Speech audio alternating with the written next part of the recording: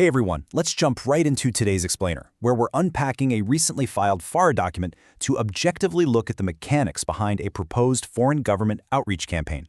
Now, FARA, or the Foreign Agents Registration Act, requires public disclosure when entities engage in political activities or public relations inside the U.S. on behalf of a foreign principal. By examining these official public filings, we get a really rare, under-the-hood look at exactly how modern, large-scale communication strategies are built, budgeted, and deployed in real time. To help us make sense of this massive strategy, we're going to break it down into 6 specific blueprints: the core mission, identifying target audiences, the grassroots and physical tools, the mobile 10/7 experience, their digital geofencing strategy, and finally, their ultimate goals of favorability and tourism. All right, part 1, the campaign's core mission and registering the strategy. So right here on the official filing, you can see Show Faith by Works LLC, formally registering to act on behalf of the Israel Ministry of Foreign Affairs. This piece of paper, it's basically the legal anchor for the entire campaign. It officially outlines a proposed agreement to conduct targeted public relations and perception management within the United States. It's essentially a structured effort, funded and directed by a foreign government, to influence a very specific American demographic. And what's their explicitly stated mission?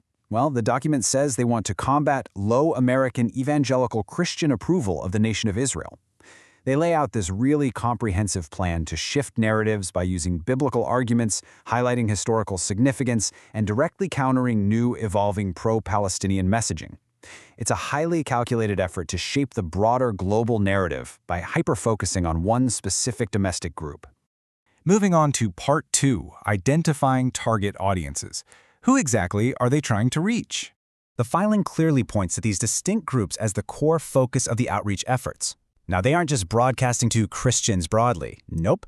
They are deliberately segmenting the approach. They want pastors disseminating information straight from the pulpit, they want college students engaging on campus, and they specifically outline Hispanic Catholics and megachurch attendees. It's all about maximizing their reach across completely different cultural and generational lines within the faith. And where are these people located? The campaign hyper-focuses its resources on densely populated Christian communities in the western U.S. We're talking an estimated 18 million church-going Christians in California alone. So instead of some diluted national campaign, they're laser-focused on California alongside targeted regions in Nevada, Arizona, and Colorado. They literally know exactly where their audience lives, studies, and worships.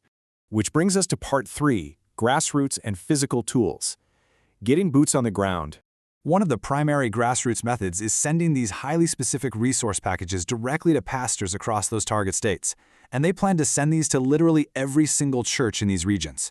This isn't just a flyer in the mail, you guys. It's a heavily curated box, custom flash drives loaded with digital files, high-quality maps of Israel, English-Hebrew translated Bibles, designed to give church leaders ready-made tools to teach their congregations about the region's history. The real crucial point here is that they plan a two-pronged physical approach. You have top-down educational materials for church leaders, and then bottom-up engagement through hired student tablers at university events. So while the pastors are getting those high-level educational packs, the campaign also proposes hiring Christian staff and on-campus students to run tables, hand out swag, ask for pledge drive signatures, and recruit volunteers right in the middle of the campus quad. So how exactly do you bring a foreign conflict directly to a local church parking lot?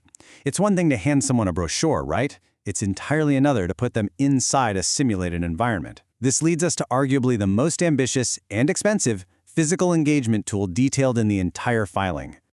Part 4, the mobile 10/7 experience, their immersive physical outreach.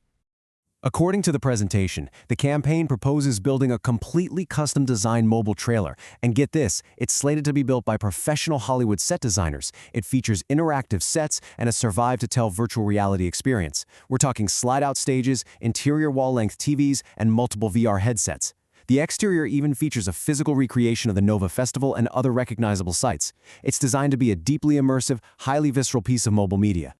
The filing notes this trailer would be booked at different churches every single Sunday and colleges every weekday to provide attendees with this presentation. The goal is to highlight the atrocities of October 7th and feature footage explaining the sheer difficulties of urban combat.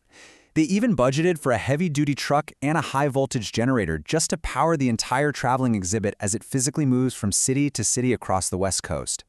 But wait, how does the campaign plan to reach audiences outside the physical church walls? I mean, a physical trailer can only be in one place at a time, and a student handing out flyers eventually has to go home. So how do they bridge the gap between a Sunday service and a Tuesday afternoon scrolling on a smartphone? That brings us to part 5, their digital geofencing strategy, creating the virtual perimeter. Let's quickly define the core technology being proposed here. Geofencing allows advertisers to serve specific content only to people who physically enter a targeted location. Basically, if you walk into a designated zone with your smartphone in your pocket, you are logged.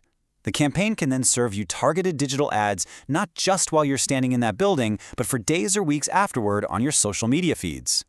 And the campaign actually boasts that this would be the largest Christian church geofencing campaign in U.S. history. The objective is to draw digital boundaries around major megachurches on Sundays and Christian colleges on weekdays, track the attendees who enter those zones, and relentlessly hit them with sympathetic messaging and calls to action long after they've left the service or the campus.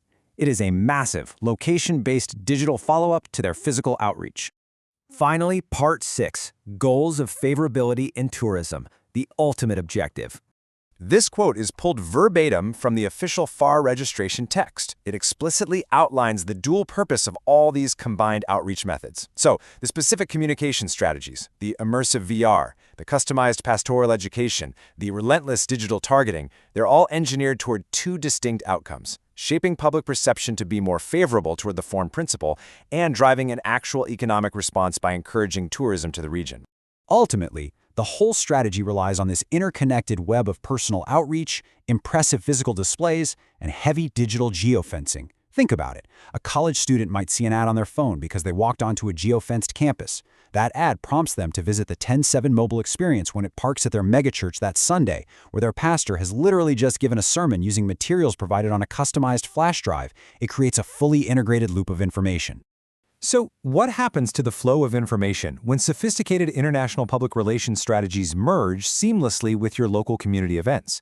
It leaves us with a pretty fascinating question to consider as we navigate the modern media landscape in our own hometowns. When a flyer on a college campus, a lesson in a local church, and an ad on your phone are all part of a synchronized, digitally tracked campaign funded by a foreign government, well, it completely changes how we must evaluate the information presented to us. It's a highly structured blueprint, and understanding exactly how it works is the absolute first step to being an informed consumer of information. Thanks for joining me on this explainer, and keep asking questions about the media you consume.